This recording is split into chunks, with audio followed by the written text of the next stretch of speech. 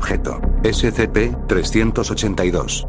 Carrito de bebés encantado. Clasificación: Euclid. Procedimientos especiales de contención. SCP-382-1 ha de ser almacenado en una sala de contención estándar en el sitio, dentro de una caja de plexiglas de 1,5 por 1,5 por 1,5 metros, con una cubierta de 5 centímetros de grosor, como mínimo. Una videocámara ha de apuntar hacia el objeto en todo momento, aunque esto es solo para propósitos de observación. Debido al área de influencia y naturaleza nociva del efecto de SCP-382, solo debería ser retirado de su confinamiento para realizar investigaciones, con el personal observándolo desde una ubicación remota. La manifestación de SCP-382-2 ha estado hasta el momento confinada a SCP-382-1, por lo que no requiere procedimientos especiales de contención más allá de los que están vigentes para 382-1. Véase el anexo 382-A. Ningún miembro del personal, de clase D o no, debería interactuar con 382-1 por más de 2 horas, a menos que esté acompañado por un agente armado. Descripción: en su estado inactivo, SCP-382-1 es un carrito de bebés grande, manufacturado en 1900 por I.D. Inglaterra. Su edad se hace notar. Los componentes de metal están muy oxidados, el caucho de los neumáticos está quebradizo, y ha perdido el acolchado.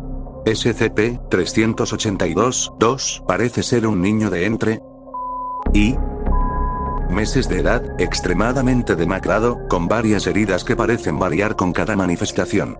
En diferentes ocasiones, SCP-382-2 ha exhibido grandes magulladuras, huesos rotos, y a veces, datos borrados, a pesar de los cuales SCP-382 podía seguir emitiendo vocalizaciones, aunque se desconoce cómo es posible esto. Cuando nada está interactuando con SCP-382-1, 382-2 se manifiesta en intervalos de entre minutos, y se queda entre minutos.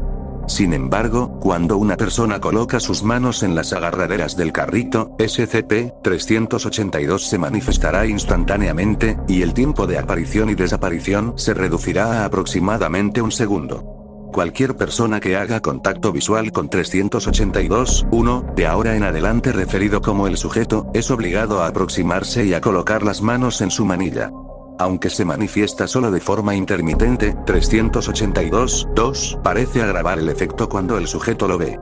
Este efecto no se transmite a través de imágenes de vídeo, objetos transparentes, o cualquier otra cosa que separe a 382-1 y a su víctima, y cuando el sujeto esté en contacto con 382-1, nadie más será influenciado hasta que el sujeto muera y SCP-382 se reinicie. Cuando el sujeto entra en contacto físico con 382-1 y 382-2 se manifiesta, el sujeto parece entrar en un trance en el cual empujará a 382-1 en un pequeño círculo, y hará sonidos dirigidos a 382-2 que aparentan intentar ser tranquilizadores. A medida que pasa el tiempo, el sujeto empezará a debilitarse, y su cuerpo se degradará mientras que 382-1 va adquiriendo lentamente una apariencia nueva y radiante. El óxido empezará a desprenderse, revelando metal reluciente por debajo, las ruedas de goma se volverán más flexibles, y un almohadón de terciopelo aparecerá dentro del carrito. Al mismo tiempo, cada manifestación sucesiva de 382-2 aparecerá con menos y menos heridas, viéndose cada vez menos demacrado. El sujeto continuará interactuando con SCP-382 hasta un poco menos de 2 horas, en cuyo punto perecerá debido a un fallo masivo y generalizado de sus órganos. Hasta ahora, ningún sujeto ha durado más de 2 horas. Véase el anexo 382-A. Una vez el sujeto fallezca, 382-2 desaparecerá y 382-1 volverá a su antigua apariencia de abandono en 30 minutos. Anexo 382-A. El día de 2000. Mi equipo de investigación y yo empezamos a hacer pruebas para determinar si una persona de juventud suficiente y un buen estado físico podría mantener la interacción con SCP-382 pasada la línea de las 2 horas. D382, GTF87i, fue escogido por su edad, solo años, y porque había sido un entrenador personal antes de datos borrados, y se mantuvo en forma durante su encarcelamiento en censurado. Su exposición a SCP-382 procedió con normalidad, aunque la degradación física parecía progresar a un ritmo menor que los anteriores sujetos de prueba. Tras el límite de las 2 horas, D382, GTF87i seguía vivo, aunque en una condición extremadamente mala, y SCP-382-2 se manifestó como de costumbre, pero no desapareció un segundo más tarde.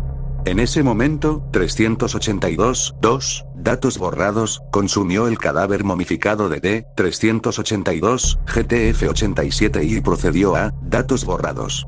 Afortunadamente, solo otro clase D fue asesinado antes de que 382-2 fuese terminado por el agente. Pero el evento ha necesitado de la modificación de los procedimientos especiales de contención. No creo que esto justifique un cambio en el nivel de clasificación. Doctor,